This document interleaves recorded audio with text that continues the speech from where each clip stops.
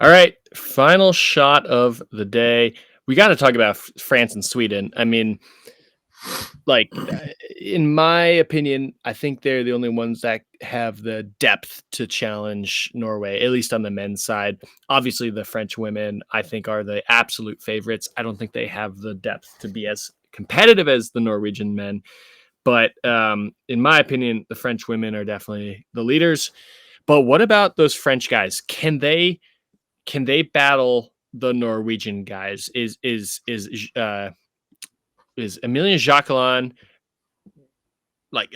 Is he gonna? I mean, he came in sixth last year, which is kind of crazy considering he didn't win any races, but he came in sixth overall.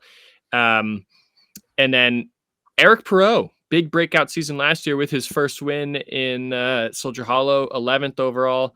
Fionn Maillet, where the heck has he been? Down in the 16th. Fabian Claude, come on, man. You two got to step it up. I think if those two guys, the two bottom guys, can become a little stronger and be a little bit more like Perot was last year, I think France could challenge Norway in relays, believe it or not.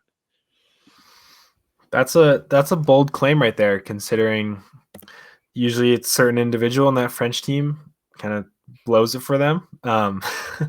Somehow finished sixth in the overall last year, but I think they should be excited about the season. I think last year was maybe not a dud, but I think what was most important for them last year was Perot took that next step and showed that he can compete with the best of the best on any given day. I think he might be the leader of this team now, whether or not it's definitely not because he's a veteran and has been on the World Cup for a long time, but the raw talent and the consistency, I think he might be the one that, steers the boat for France in that sense. But if Jacquelin and Fionn Maillet can get back to what we've seen from them in the past and be more consistent, especially Fionn Maillet was battling Johannes Tingus Bo not too long ago for the men's overall, crushing it at the Olympics. I think them definitely aren't going to go, 1 through 4 on the World Cup overall, but if they can at least put a couple more in the top 10 rather than just Jacquelin, I think in relays they definitely could rival Norway if they all have a good day. I think if one of them has a bad day or an iffy day, then they probably aren't going to beat Norway. But then the women's side, like you said, they're kind of the cream of the crop, the ones with the target on their back that everyone's trying to beat. I don't really see that changing. I think the French women will just get stronger, especially with Lou Jean-Monod being another year older, another year more experienced. Definitely an athlete to look forward to keep watching. A lot of the French younger women have a lot of momentum coming into the season, especially based on the performances last year that they were able to have because they weren't racing on the World Cup the whole year. I think France could definitely take a big step forward. For sure. Yeah. I was just one more point to to echo your point on the men's side is like I think raw talent. If everyone has their best day, they can go head to head with Norway. But you're right. I think it's always a little bit of a gamble. It's like a go big or go home sort of strategy. And as we know, that doesn't always work. So, yeah, that could be. We'll see what happens there.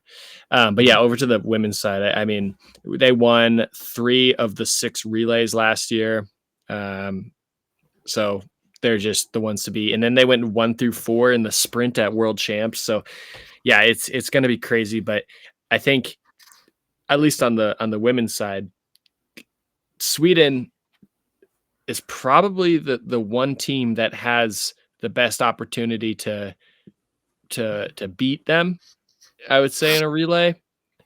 But even I don't think the numbers just don't add up. Like I'm just not, I don't think Sweden has the depth to, I think Sweden's number 4, even on the best day, is not going to be good enough to match France's number 4.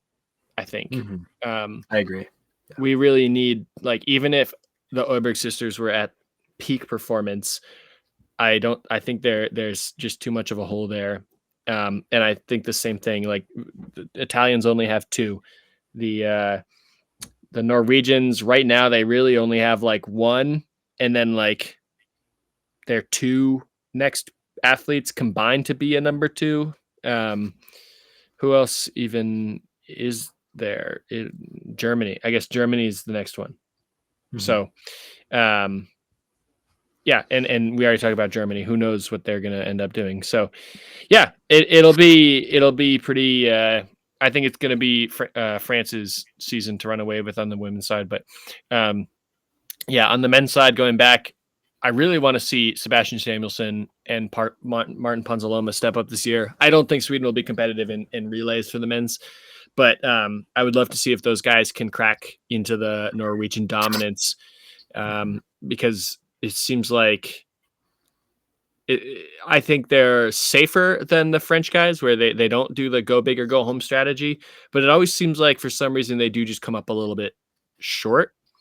So it would be really cool to see if they can, I don't want to say break through, because both of those guys are already awesome. They're already champions. They're already known. So I want to see if they can get back to their former selves, where it's just like, oh yeah, like those guys, if they're not going to podium, they're going to be in the top 10. Mm-hmm. I agree. I think, I don't want to say last year was disappointing, but I don't think it was meeting their expectations. Definitely was not exceeding their expectations. We know the success they can have. They can win any World Cup on any given day. I think where Sweden's strength is going to come in this year is going to be those mixed relays, where they have, the 1 and 2 for men can compete with any 1 and 2 for any other nation. The 1 and 2 for women can compete with any 1 and 2 for any other nation. Arguably might be the second best 1 and 2 behind France on the women's side with the Oberg sisters. How they decide to cut it, whether they go all in for a single mixed relay win or go all in for the mixed relay win, is going to be the question for them.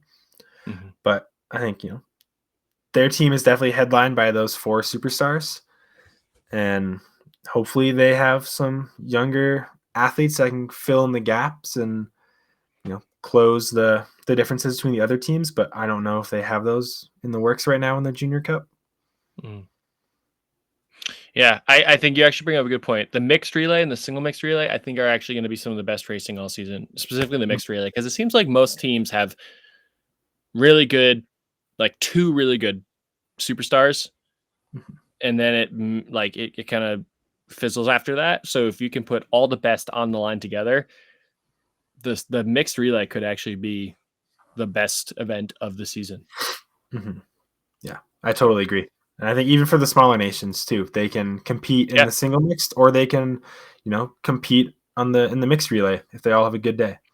And this is why World Champs is the best, because they put the 2 races on the different days, so you can get people, your best athletes, racing every race. Yep. And actually, we saw this last year with Deidre, who raced both relays in the single day. That's totally legal. You can do that, but most teams won't do that, because I'd say most of the big teams have the depth, and then the small teams, it's like, why would you, absolutely gas your number one, your superstar, if you're not, maybe you don't even have 2 quality enough people to have a single mixed relay. And also, you can't be doing that all season. You're just going to get gas. So maybe towards the end of the season, we might see that more. But yeah, I think the world champs with the relays being on separate days, I think, are going to be really fun to watch. For sure.